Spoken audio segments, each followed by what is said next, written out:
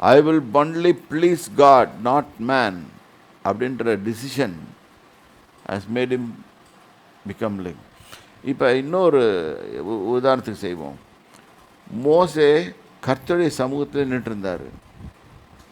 என்னாச்சு? அவர் முகம் பிரகாசம் அடைஞ்சிச்சு. வேத வசனத்தை எடுத்து படிச்சுக்கிட்டே இருந்து அந்த சூழ்நிலையிலே காணப்படுங்க, உங்கள் முகமும் பிரகாசம் பண்ணும்.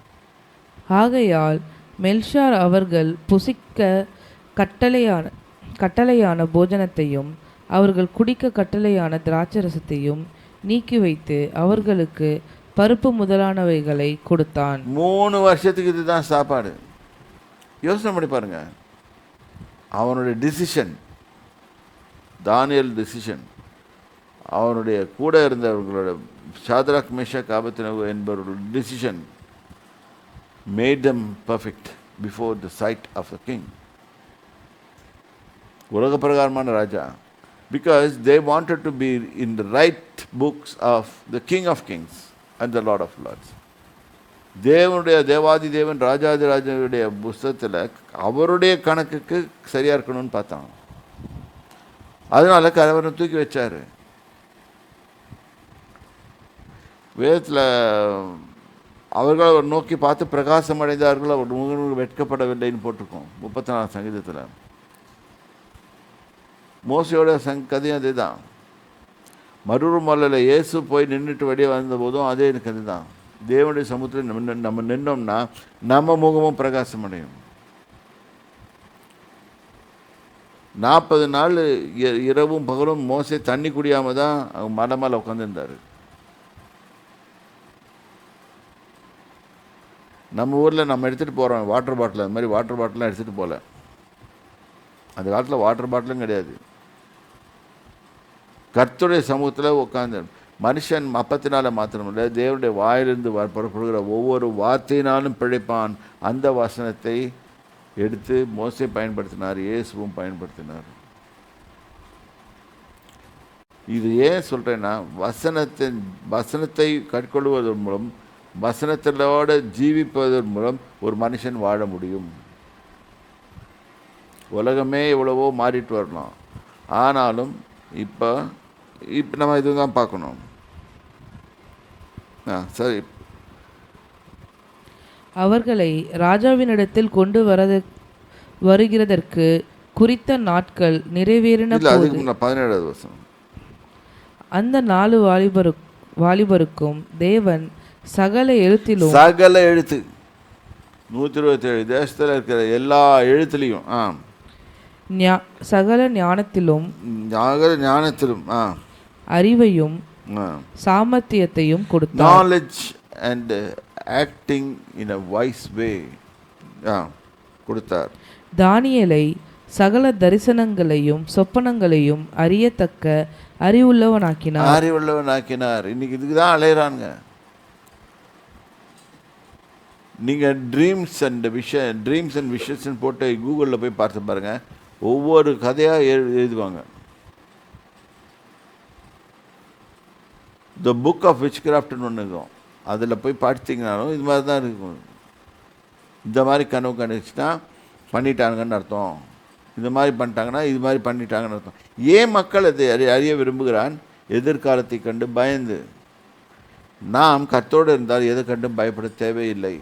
கர்த்தர் தம்முடைய வார்த்தையினாலே நம்மை நடத்தி கொண்டு போவார். ஏரோது திடீர்னு அவர் மிரட்டுறதுக்கு, இயேசுவை மிரட்டுறதுக்கு சொல்லி அனுப்பிச்சான். ஏரோதின் இப்போ சோல்ஜர்ஸ் சொல்கிறாங்க, ஏரோது கொலை செய்ய வகை தேடுகிறான்னு சொல்கிறாங்க. நான் இன்றைக்கும் நாளைக்கும் நம்ம 4 நாளைக்கு நடமாடணும், 3 நாளைக்குள்ளே நான் சாமாட்டேன் இப்படின்னு போய் நீங்கள் அந்த நரிக்கு சொல்லுங்கன்னு சொன்னார். He knew his future. ஏனென்றால் அவருக்கு தான் வந்த பர்பஸ் என்னன்னு தெரியும். என்னைக்கு அவரை சிலுவையில் அடிக்க போகிறாங்க அது கூட அவருக்கு தெரியும். அதனால தான் அந்த வார்த்தையை விடுறாரு. மாதிரி தானியலுக்கு இங்கே தெரிஞ்சிருச்சு, நான் இது மாதிரி செய்தால் கர்த்தர் ஆன்சர் பண்ணுவார் எனக்கு. I won the favor of God. The only thing is winning the favor of God. God is a person who is going to make you live nicely in this world. இந்த உலகத்தில் நல்லா செழிப்பாக வாழும்படி கர்த்தரால் ஒருவரால் தான் உன்னை மாற்ற முடியும். நீ உன்னோட என்னென்னமோ ட்ரை பண்ணி பாரு, உன்னால் முடியாது. ஏனென்றால் உலகத்தில் என்ன இருக்குதுன்னு நம்மளுக்கு தெரிய மாட்டேங்குது. இது எல்லாம் படிப்பாங்க, கடைசியில் அவங்க பிரிச்சுக்கிறாங்க படிப்பை. Anatomy, biology, physiology, chemistry, botany, இது அது, ஃபிசிக்ஸு, ஒன்றும் பிரிச்சுக்கிறாங்க. அஸ்ட்ரானமி ஏதோ படிக்கிறாங்க. படிச்சுட்டு கடைசியில் உண்மையான தேவனுடைய திட்டம் என்னன்னு தெரியாமல் உட்காந்துருக்காங்க. ஓஷனாகிராஃபி எல்லாம் பிரிச்சுக்கிறாங்க, ஒன்றும் தெரியாது. தேவஜனமே, நாம் யாரை சார்ந்து இருக்க வேண்டும்? அப்போ என்னத்தை சார்ந்து நாம் ஜீவிக்க வேண்டும், இதுதான் முக்கியம். இன்னைக்கு இவர்கள் இந்த நல்ல முடிவு எடுத்தார்கள். கர்த்தர் அவர்களை ஆசீர்வதித்ததினால் பெருகினார்கள். ராஜ சமூகத்தில் வந்து நிற்கிறதுக்கு அவர்களுக்கு முடிவு வந்தது. அவர்களால் முடிந்தது. ராஜா பார்க்குறான், நல்லா இருக்கிறாங்களே இந்த பசங்க, எல்லாரோட இவங்க நல்லா பர்ஃபார்ம் பண்ணுறாங்களே. ராஜா எந்த கேள்வி கேட்கல, என்ன சாப்பிட்டாங்கன்னெலாம் கேட்கல. The result given by God was there, evident. அந்த ரிசல்ட்னால ராஜா எதுவும் கேட்க முடியல. ராஜா அரண்மனையில் பெரிய போஸ்டில் உட்கார வச்சிட்டான். சரி, இப்போ வந்து 20வது வசனம் பாருங்க.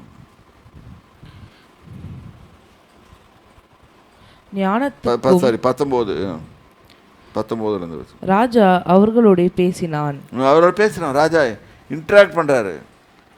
ராஜா கேள்வி கேட்டால் பதில் சொன்னால் நல்லா கரெக்டாக ஒருத்தன் சொன்னா இஷ்டம் வரும், தப்பாக சொன்னால் கோவம் வரும். பேசினான். அவர்கள் எல்லாருக்குள்ளும் தானியேல், அனனியா, மீஷாவேல், அசரியா என்பவர்களைப் போல வேறு ஒருவனும் காணப்படவில்லை. When God's favor is on you, you will be like this.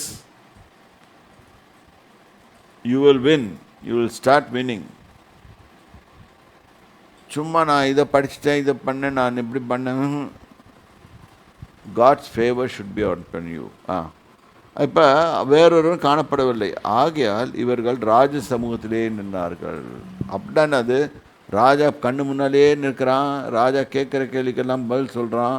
ராஜா என்ன கொடுக்குறானோ அதுதான் பண்ணுறான். ராஜா திடீர்னு நினச்சா பரிசு மழையாக பொழிவார்.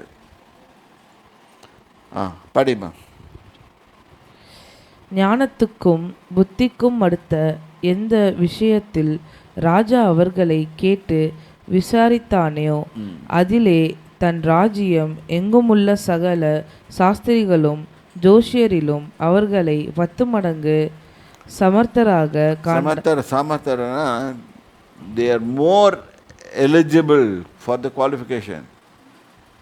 முதல்ல நம்ம படித்தோம், 3வது வசனத்தில் படித்தோம் குவாலிஃபிகேஷன் என்னன்னு சொல்லிட்டு. 3வது வசனம் படிங்க. அப்பொழுது இஸ்ரவேல் புத்திரருக்குள்ளே ராஜகுலத்தாரிலும் துரை மக்களிலும் யாதொரு மாசும் இல்லாதவர்களும் அழகானவர்களும் சகல ஞானத்திலும் தேறினவர்களும் அறிவில் சிறந்தவர்களும் கல்வியில் நிபுணரும் ராஜாவின் அரமனையிலே சேவிக்க திறமையுள்ளவர்களும் ஆகிய சில வாலிபரை கொண்டு வரவும். பார்த்தீங்களா, இந்த குவாலிஃபிகேஷனை தாண்டி 10 மடங்கு சாமர்த்தராக கண்டான். இந்த குவாலிஃபிகேஷனை செட் பண்ணது இந்த ராஜா, இப்படி தான் இருக்கணும்னு சொல்லிட்டு. இப்போ இந்த குவாலிஃபிகேஷனை 10 மடங்கு சாமர்த்தரா இப்போ பார்க்குறான். என்னடா இந்த பசங்களை கொண்டு வந்து வச்சான், இந்த பசங்க சூப்பராக இருக்கிறாங்க, வெரி ஸ்மார்ட். அந்த ஸ்மார்ட்னஸ் எங்கே ஸ்மார்ட் வந்துச்சு, ரொம்ப புத்திசாலிகளாக இருந்தாங்க, எல்லாத்துக்கும் பதில் சொல்கிறாங்க, எல்லாரோட அதிக புத்திசாலிகளாக இருக்கிறாங்க. எங்கேருந்து வந்துச்சு?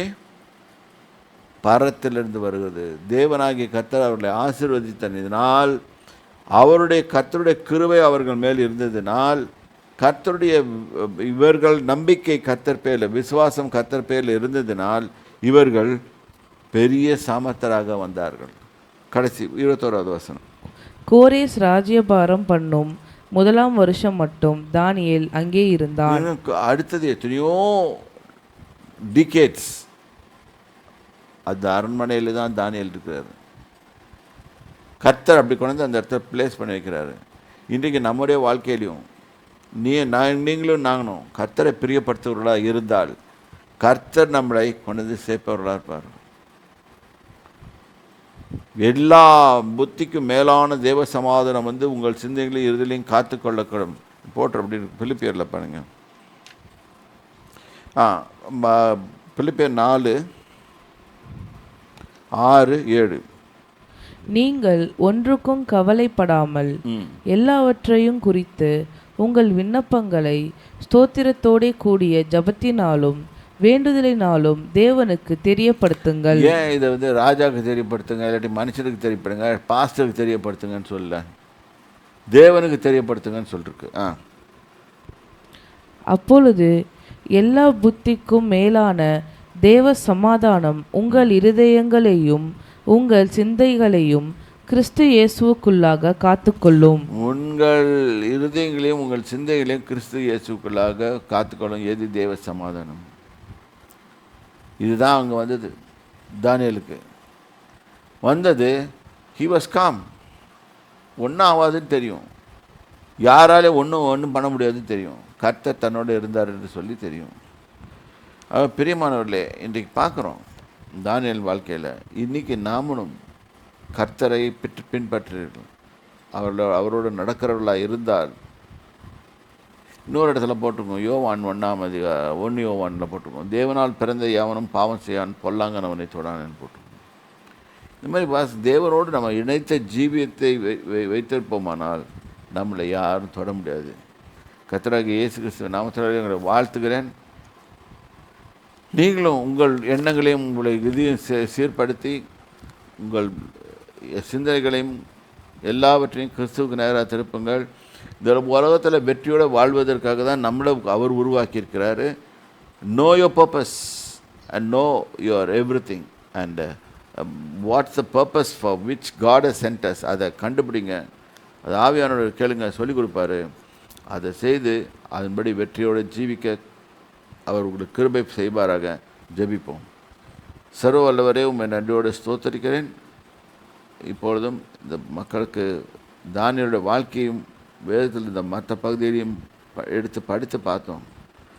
கர்த்தாவே, எல்லா புத்திக்கும் மேலான தேவ சமாதானம் வந்து எங்கள் இறுதிகளையும் சிந்தைகளையும் கிறிஸ்துவுக்களாக காத்து கொள்ள கடவுதுக்கப்பா. இதை கேட்டுக்கொண்டிருக்கிற மக்களும் இதை ஒவ்வொருவரும் அவர்களை பின்பற்றி வெற்றியோடு ஜீவிக்க கர்த்தர் இயேசு கிறிஸ்துவை பின்பற்றி நடந்து கொள்ள கிருபை தாருங்க, ஆசீர்வதிங்க. இயேசு கிறிஸ்துவின் விலையேறப்பட்ட நாமத்தினாலே